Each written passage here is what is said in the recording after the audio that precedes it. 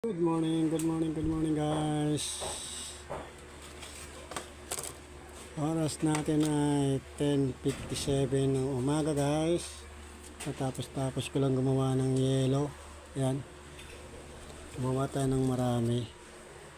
Dahil wala tayo munang gawa sa bahay. Dahil may lakad kami ni Mrs. Punta kami mamayang hapon sa Las Piñas guys. Nakikilamay kami sa kumare namin. Makikipaglibing na rin guys dahil bukas na raw ang libing sa Bado. Kaya mamayang alas 5 ng hapon pupunta kami sa Las Piñas guys. Dahil ang kanyang burol ay burol sa may St. Peter sukat daw. Ilan po? Isa lang po idol. Apo idol. Wait lang idol ha. Ilan doon?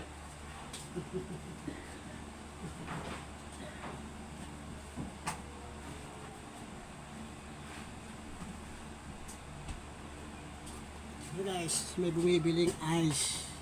Yellow. Bili si idol ng yellow. Lele. Ano oras na? Idol. Idol.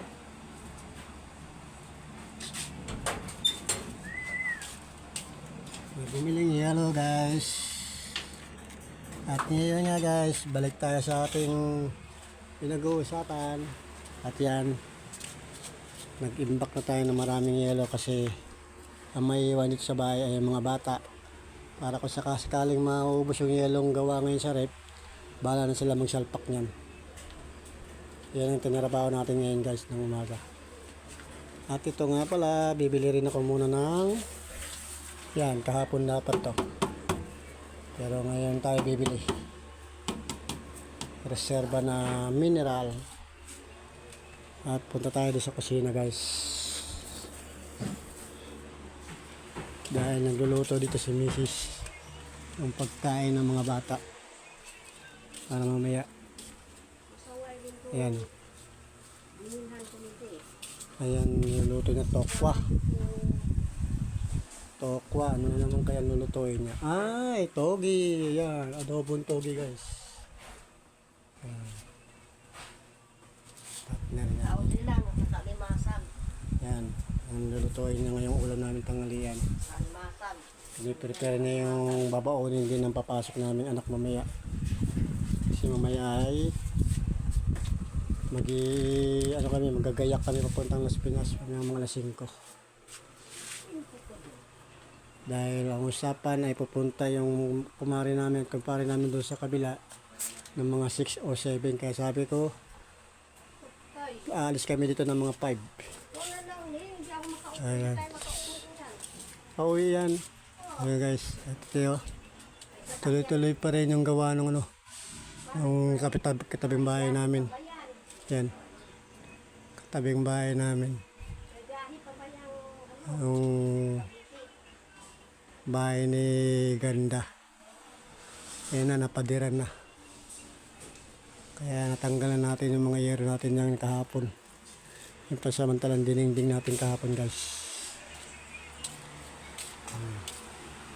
At siyempre bago tayo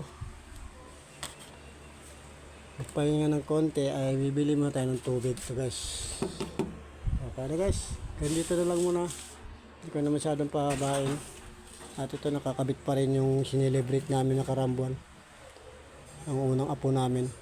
Happy 4 months old. Malapit na naman siya mag-celebrate ng 5 months old niya. Yung unang apo namin guys.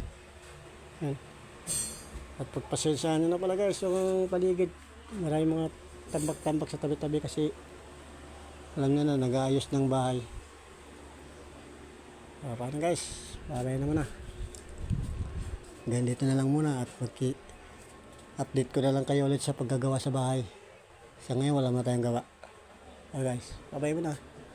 At mega shout out sa lahat ng mga followers ko dyan, mga subscriber, at sa mga bayani OFW natin dyan, sa man po kayo sulok ng mundo. Ingat lang po kayo dyan. Talong-lalo na kay Kuya Morton Tampis nandito sa Taiwan. Ingat ka dyan, kuya. Guys, bye bye. I love you all. Peace out.